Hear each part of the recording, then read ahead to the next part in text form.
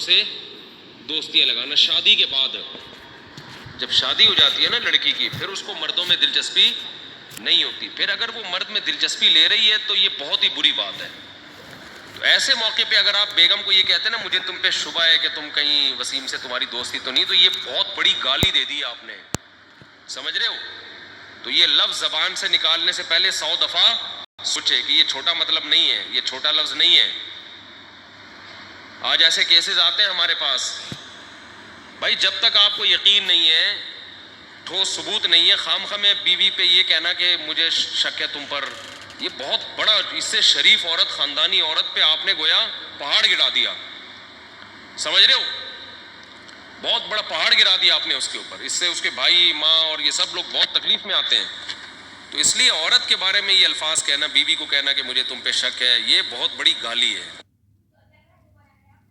تو رسول اللہ صلی اللہ علیہ وسلم نے فرمایا جس نے دنیا کو ہدف نہیں بنایا, ضرورت سمجھا کہ بھئی میری بنیادی ضرورت 2 وقت کی روٹی ہے, میری بنیادی ضرورت کسی اچھے علاقے, اچھے سے مراد جہاں چرسی ہیروئن چی نہ رہتے ہوں, پڑھے لکھے لوگ ہوں, ایسی جگہ پہ مجھے گھر مل جائے جہاں چھت ہو, جہاں بنیادی ضرورتیں پوری ہوں. بس یہ بیسک ضرورت, چاہے وہ اپنا ہو چاہے وہ کرائے کا ہو. اور نبی نے فرمایا کہ جس شخص کو 2 وقت کی روٹی مل گئی, پیٹ بھر کے سر چھپانے کی جگہ مل گئی, اور جسم کسی بڑی بیماری سے محفوظ تھا اس کا. اور ویسے بتاؤں جب یہ لائف اسٹائل ہوگا نا تو جسم بڑی بیماری سے محفوظ ہی ہوتا ہے عام طور پہ. جسم کسی بڑی بیماری سے محفوظ تھا تو آپ صلی اللہ علیہ وسلم نے فرمایا یہ ایسا ہے گویا پوری دنیا کی دولت سمیٹ کے اللہ نے اس کے قدموں میں رکھ دی ہو. امام احمد ابن حنبل رحمہ اللہ تعالی, جو امام بخاری کے استاذ ہیں, وہ کہتے ہیں ایک آدمی شادی شدہ بچوں والا جب وہ غربت سے پریشان ہوتا ہے, اپنے بیوی بچوں کی طرف دیکھتا ہے اور اس کے پاس وسائل نہیں ہیں, اور اللہ کے سامنے گڑ گڑاتا ہے, اللہ کو اس شخص سے محبت اس عبادت گزار سے کئی گنا زیادہ ہوتی ہے جو ہر وقت مسجد میں بیٹھ کے اللہ اللہ کرتا ہے. سمجھتے نہیں ہو؟ ایک آدمی جو 24 گھنٹے اللہ کی عبادت کر رہا ہے, اور ایک وہ جو اللہ کی مخلوق میں لگا ہوا ہے اور وسائل نہ ہونے کی وجہ سے اللہ سے دعائیں مانگتا ہے کہ اللہ ان کی خاطر مجھے روزی دے. جس کی آل اولاد ہو وہ تو پریشانی میں پھرتا ہے نا, کنواروں کو کیا ہے, ان کو تو گٹکے کے پیسے چاہیے بس. جو بال بچے والے لوگ ہیں ان کو ٹینشن ہوتی ہے نا, ان کو کھلانا ہے پلانا ہے. تو امام احمد کہتے ہیں شادی شدہ بال بچوں والے آدمی کو جو رزق کی ٹینشن اللہ کی طرف سے ملتی ہے, اس ٹینشن سے جو اس کے درجات بلند ہوتے ہیں وہ عبادت گزار کے درجات عبادت سے ایسے بلند. حدیث میں آتا ہے کہ انسان کو اس کی گھر والی کی طرف سے, اس کی اولاد کی طرف سے, اس کے جسم کی طرف سے تکلیفیں پہنچتی رہتی ہیں اور اس کے گناہ معاف ہوتے رہتے ہیں حتی لقی اللہ طاہرا مطہرا, جب اللہ کے پاس آتا ہے نیٹ کلین, بالکل گناہوں سے پاک صاف ہو گیا. لیکن یہ تکلیف ہوتی ہے جس میں صبر کی توفیق بھی ملتی ہے کہ اللہ دے رہا ہے نا تکلیف, اور اللہ سزا کے طور پہ نہیں بلکہ کفارے کے طور پہ, تاکہ ہمارے پاس آئے تو صاف ستھرا ہو گیا. تو اس تکلیف میں پھر صبر کی توفیق, اس لیے علماء کہتے ہیں جس تکلیف میں صبر کی توفیق مل رہی ہے سمجھ لو یہ رحمت ہے. یہ کیا ہے؟ رحمت. یہ اللہ آپ کو بنانا چاہ رہا ہے کچھ. اب لوگ کہتے ہیں یہ والی تکلیف کیوں, وہ والی کیوں نہیں آئی, یہ تو بہت زیادہ ہو گئی. تو بھئی اللہ سے کوئی نہیں لڑ سکتا, وہ جو دے رہا ہے وہ اس پہ صبر کرو. جو اللہ نے مقدر کیا ہے بس اب اس پہ کیا ہے, کوشش کریں گے, اللہ سے عافیت مانگے, اے اللہ ہمیں تکلیفیں نہیں چاہیے. ایک بچہ کافی دیر سے نا اس کا ہاتھ نہیں جا رہا تھا گھنٹی پہ, ایسے اچھل اچھل کی کوشش کر رہے, ایک بڑے میاں گزرے, انہوں نے بجا دی گھنٹی, اور بچے سے پوچھا بیٹا ہاں بتاؤ کیا کہہ رہے ہیں, بھاگو. اب کیا کروں, جو کام میں کر رہا تھا مجھ سے ہوا نہیں, آپ نے کر دیا, اب کیا کرنا ہے, بھاگو. یہ ہوتے تھے پہلے کے بچے. اب وہ ویڈیو گیم کھیل کھیل کے بچوں کی صلاحیتیں برباد. ہمارے نبی نے کیسی مثالیں دے دے کے ہمیں سمجھایا, ہم کو انگریز تھوڑی ہے بھائی. کیسی مثالیں دی نبی صلی اللہ علیہ وسلم نے. پچھلی امتوں کی مثال دی کہ ایک عورت جو ہے نا وہ اپنے بچے کو گود میں اٹھائی ہوئی تھی, تو ایک شخص جس کو لوگ برا بلا کہہ رہے تھے, مسکین, غریب, پراگندہ بال, تو ماں نے دعا مانگی, اے اللہ میرے بچے کو ایسا نہ بنانا, اس کی تو کوئی عزت ہی نہیں ہے معاشرے میں. حدیث میں آتا ہے بچے کو اللہ نے ماں کے گود میں بولنے کی توفیق دی, بچے نے کہا اللہ مجھے ایسا بنا دینا. دوسرا بڑی عالی شان سواری میں گزرا, کوئی پیپلز پارٹی میں بڑے عہدے پر ہوگا اس زمانے میں, بڑی عالی شان سواری اور بڑا جاہو جلال کے ساتھ ماں نے کہا اللہ میرے بچے کو ایسا بنانا. آج مائیں کہتی ہے نا ایسا بن جائے ایسا نہ بنے.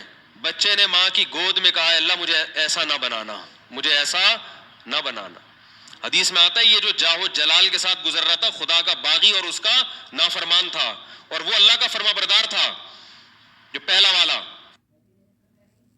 ایک ویڈیو آئی ہے اس پہ واٹس ایپ پہ وائرل ہوئی ہے, شاید فیس بک پہ بھی ہو, کسی ویسٹرن کنٹری سے کسی شخص نے ویڈیو بنائی کہ ایک خاتون سے وہ ملا, خاتون سے پوچھا کہ آپ کے ماشاءاللہ 5 بچے ہیں, یہ کس کا ہے؟ تو اس نے بتایا یہ فلاں کا ہے. یہ دوسرا کس کا ہے؟ اس نے کہا کہ یہ سلیم بھائی کا. یہ تیسرا کس کا؟ انگریزوں کے وسیم بھائی. یہ چوتھا کس کا؟ انگریزوں کے ہاشم بھائی. یہ 5واں کس کا؟ کہہ رہی وہ غور کرنے لگی. 5واں ایکچولی تھوڑی سی میں کنفیوز ہو رہی ہوں, ہاں یاد آیا یہ اس کا ہے. تو اس نے کہا پاکستانیوں کو خطاب کیا کہ شکر کرو تمہارے معاشرے میں ایسا بولو نا نہیں ہے. تو دیکھو یہ ہمارے معاشرے کا حسن نہیں ہے, یہ مذہب کا حسن ہے. یہ کس کا حسن ہے؟ مذہب کا حسن. ہماری عورتوں کو پتا ہوتا ہے سارے بچے اسی کے ہیں, یہ سارے اسی کے ہیں. اور میں آپ کی جنرل نالج کے لیے ایک بات یہ بھی بتا دوں کہ جس کا یہ لائف سٹائل ہوگا نا وہ ٹینشنوں میں بھی خوش رہے گا. ویسے ہی ٹینشن ختم کر لیتے ہیں اللہ اس سے, کیونکہ وہ ہر ٹینشن کو کس کی طرف سے سمجھ رہا ہے؟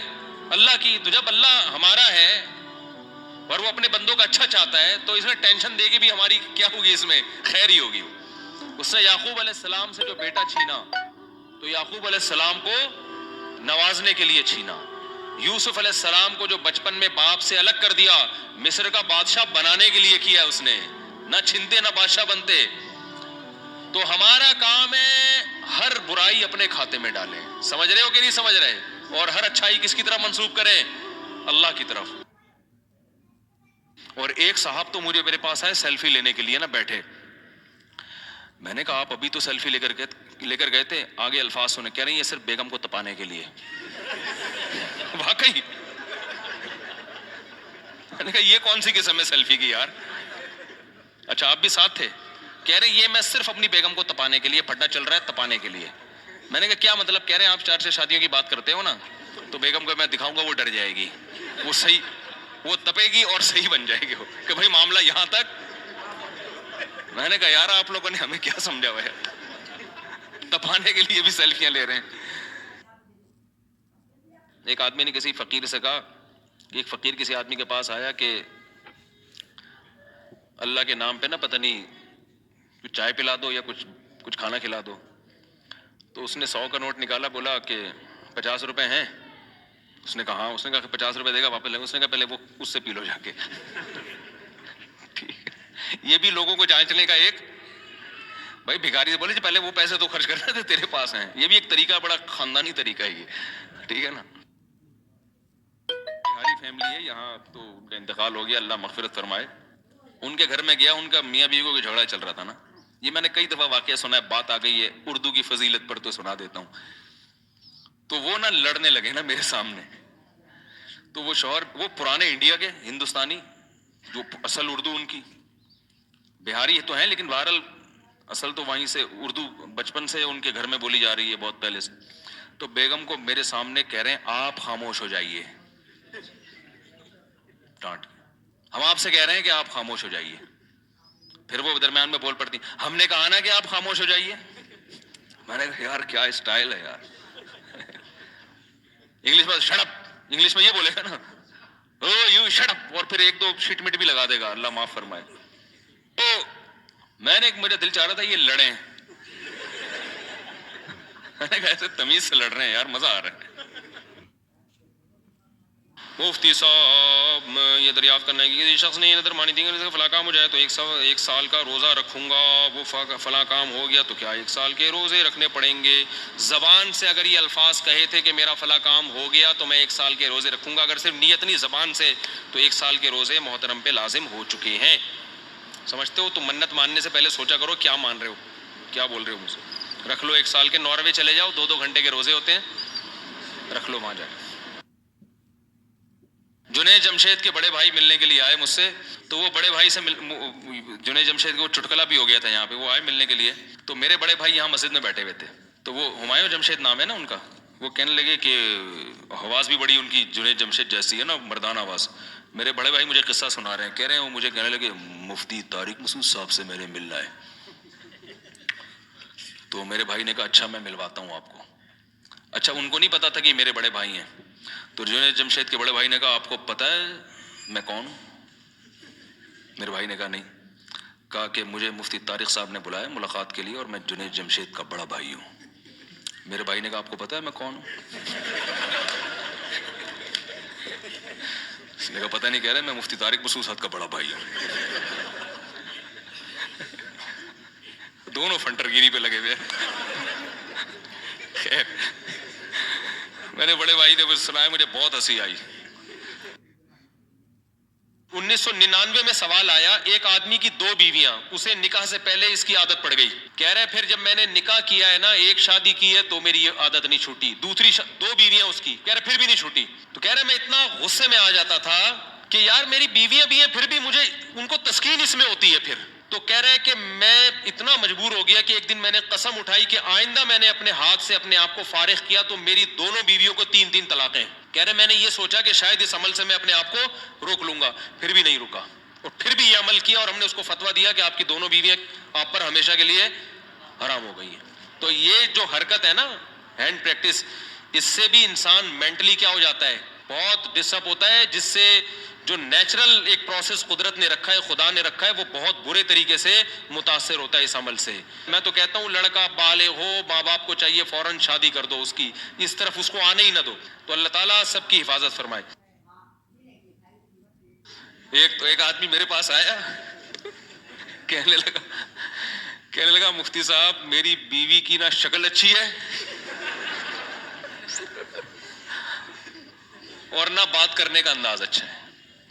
تو مجھے خود بتا رہا تھا, کہہ رہا اتنی بد اخلاق ہے. میں اس سے کہتا ہوں اگر تیری شکل بھی اچھی ہوتی نا, میں تیری بد اخلاقی برداشت کر لیتا. چلو یار, پتہ نہیں جھوٹ بول رہا تھا سچ بول رہا تھا, اللہ جانے. اب یہ کوئی ٹینشن ہے بتاؤ, اصل ٹینشن تو وہ ہے نا. اچھا لوگ کہہ رہے ہوتے ہیں وہ ہو جاتا ہے نا اچھا تھا, ہم سمندر میں ڈوب جاتے اچھا تھا. او بھائی ابھی ڈوب ہی نہیں رہے ہو اس لیے کہہ رہے ہو اچھا تھا, جب ڈوبنے لگو گے تو وہی کیفیت ہوگی. وہ جو پھندا آ گیا تھا نا درخت سے, ایک آدمی کہتا نا اللہ موت دے دے زندگی سے, تو وہ کسی نے پھندا پھینک دیا اوپر سے اور یہ کہا کہ میں اللہ ہوں, اس میں گردن ڈال لے اٹھا لوں گا. تو وہ کہتا ہے یہاں تو کوئی مذاق بھی نہیں کر سکتا ہے اللہ. تو وہ جب آتی ہے نا اپنے اوپر, تو پھر یہ کنڈیشن ہوتی ہے. حضرت عبداللہ بن عباس رضی اللہ عنہ سے روایت ہے کہ ایک شخص آیا, اس نے کہا کہ میں ہاتھ سے اپنے آپ خواہش پوری کرتا ہوں, ایک روایت ہے. تو حضرت عبداللہ بن عباس نے نفر سے منہ پھیر لیا اور فرمایا کہ تو باندھی رکھ لیتا, یہ تیرے لیے زیادہ بہتر. اصل میں لوگ جو یہ کہتے ہیں نا کہ یار ہم مجبور ہیں تو کیا کریں ہم, یہ تو خواہش اتنی جب مسلط ہو جاتی ہے ہمارے اوپر, یہ تو اس سے جسم کو بھی نقصان ہوتا ہے, مینٹلی بھی آدمی ڈسٹرب ہوتا ہے. تو یاد رکھو یہ اللہ نے آپ پر اتنی زبردست خواہش اس لیے مسلط کی ہے تاکہ آپ نہ چاہتے ہوئے بھی شادی پر مجبور ہو جائیں, اور شادی میں فطرت آپ کے دلائل ماننے کے لیے تیار نہیں ہے. یہ جو آتے ہیں میرے پاس پیسے نہیں ہے تو ایکچولی ابھی ایجوکیشن, ایکچولی ابھی یہ فطرت اس چیز سے متاثر نہیں ہے. قدرت کا ایک نظام ہے, قدرت ایک سسٹم کے تحت لوگوں کو چلانا چاہتی ہے. اس کا فائدہ یہ ہوگا کہ آپ نہ چاہتے ہوئے کم خاندان کی لڑکیوں سے شادی پر مجبور ہوگے, ان کو گھر ملے گا. اگر مجزنی کی اجازت دے دی جائے, مجھے تھوڑی لینگویج صاف استعمال کرنی پڑ رہی ہے, بہت معذرت, مجبوری ہے. اگر اس کی اجازت دے دی جائے تو لوگ نکاح میں کیا کریں گے, تاخیر. نقصان کس کا ہوگا, لڑکیوں کا. لڑکیاں بھی برینڈ پریکٹس کریں گی جو کہ کر رہی ہیں. صحابہ کرام ایک دفعہ مرغی کا نشانہ لے رہے تھے, آپ صلی اللہ علیہ وسلم نے منع کیا. عبداللہ بن عمر نے دیکھا کچھ بچے مرغی کا نشانہ تیر اندازی کر رہے ہیں, مرغی پہ نشانے بازی سیکھ رہے ہیں. عبداللہ بن عمر نے سختی سے منع کیا. فرمایا رسول اللہ صلی اللہ علیہ وسلم نے نشانے بازی کرنی ہے بھائی کسی لکڑی پہ کرو, جانور کو کیوں بچار ہدف بنا رہے ہو. ہاں جانور کو کھانا اگر مقصد ہے پھر آپ اس کو تیر سے ماریں, آپ وہ تو اللہ نے حلال کیا آپ کے لیے. کھانا مقصد نہیں ہے تو اس سے زندگی چھیننا غلط ہے. حدیث میں آتا ہے پچھلی امتوں میں ایک نبی تھے, تو نبی کو ایک چیونٹی نے کاٹا, ان نبی نے ساری چیونٹیوں کو مار دیا. اللہ نے وحی کی کہ جس چیونٹی نے کاٹا تھا صرف اسی کو مار دیتے نا, باقیوں کو کیوں مارا. نہیں آ رہی میرا خیال ہے, چیونٹیوں کو مارنا بھی اسلام میں بلا ضرورت, اس کو بھی گناہ قرار دیا گیا. دیکھیے شوہر اگر کنجوس ہے تو پہلی بات تو یہ کہ کنجوس ہے بھی کہ نہیں ہے، اس میں آپ اپنی رائے کا اعتبار نہ کریں، بلکہ آپ قریب میں کسی عالم سے، مفتی سے اپنے شوہر کے پوری حالات بتائیں کہ اتنا خرچہ مجھے دے رہا ہے. کیونکہ بعض خواتین کا کوئی بہت معیار بہت اونچا ہوتا ہے، شوہر بنیادی نان نفقہ دے رہا ہوتا ہے، وہ سمجھ رہی ہوتی نہیں دے رہا، لیکن آپ نے جو بتایا کہ دوا کے پیسے بھی نہیں دے رہا اور کپڑے بھی نہیں بنا کے دے رہا، تو اگر واقعی سال میں بھی کوئی ضرورت کے کپڑے بھی نہیں بنا کے دیتا ہے اور گھر کا جو بیسک نان نفقہ ہے وہ بھی نہیں دے رہا، تو ایسی مجبوری میں عورت کے لیے جائز ہے کہ وہ شوہر کی پینٹ سے پیسے نکال سکتی ہے اسے بتائے بغیر. ہمارے پاس اس کی مثال ملتی ہے حضرت ہندہ رضی اللہ تعالیٰ عنہ کی. ان کے شوہر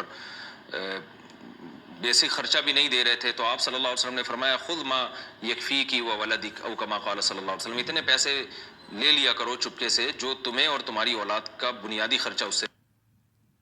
میل ڈاکٹر ڈیلیوری کا آپریشن کر سکتا ہے؟ کیا میل ڈاکٹر سے بیوی کا علاج کرانا جائز ہے یا نہیں؟ جیسے ڈیلیوری کے وقت آپریشن وغیرہ میں میل ڈاکٹرز ہی دیکھتے ہیں، کیا اس کا گناہ شوہر کو ہوگا؟ حافظ عاصم علی دہلی سے. دیکھیے حتی الامکان کوشش کریں فیمیل ڈاکٹر کا انتظام ہو جائے. کہتے ہیں نا من جدہ وجدہ، جو کوشش کرتا ہے پا لیتا.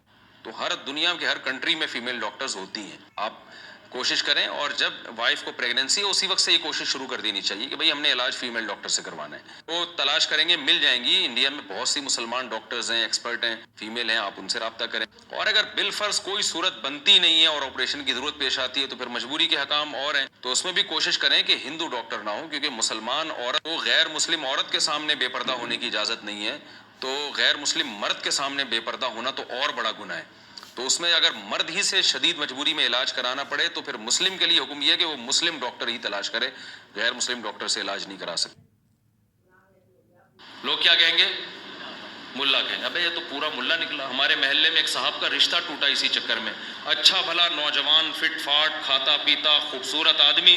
اس کے لڑکی والے آ گئے گھر میں منگنی کرنے کے لیے، اتنے میں اذان کیا. لڑکا گھر میں نہیں تھا، اذان کی آواز آئی. اب لڑکے والوں نے فخر سے بتایا کہ پتہ ہے ہمارا بیٹا اذان دے رہا ہے، یہ جو اذان ہے نا یہ ہمارا بیٹا دے رہا ہے. لڑکی والوں نے کہا ابے یہ تو ملا نکلا. یہ کیا نکلا؟ یہ سچا واقعہ بتا رہا ہوں. اس بیس پہ انہوں نے رشتہ توڑ دیا. تو کل قیامت میں پتہ چلے گا بھائی، اللہ کہے گا جاؤ ان لبرل لوگوں کے ساتھ اسی جہنم کی آگ میں جاؤ. ایک آدمی کی 2 بیویاں، اسے نکاح سے الکوہل والا پرفیوم لگا کر نماز کا حکم. کیا پرفیوم لگا کر نماز ہو جاتی ہے؟ کیونکہ کچھ پرفیومز میں الکوہل بھی ہوتا ہے. بنت طارق اسلام آباد. جی ہو جاتی ہے. الکوہل کا خارجی استعمال جائز ہے. وہ الکوہل جو کھجور یا انگور سے بنی ہو اس کو آپ خارجی طور پہ بھی استعمال نہیں کر سکتے، لیکن آج کل جو الکوہل آ رہی ہے وہ کھجور انگور کی نہیں ہوتی، اس لیے جائز ہے اس کا استعمال.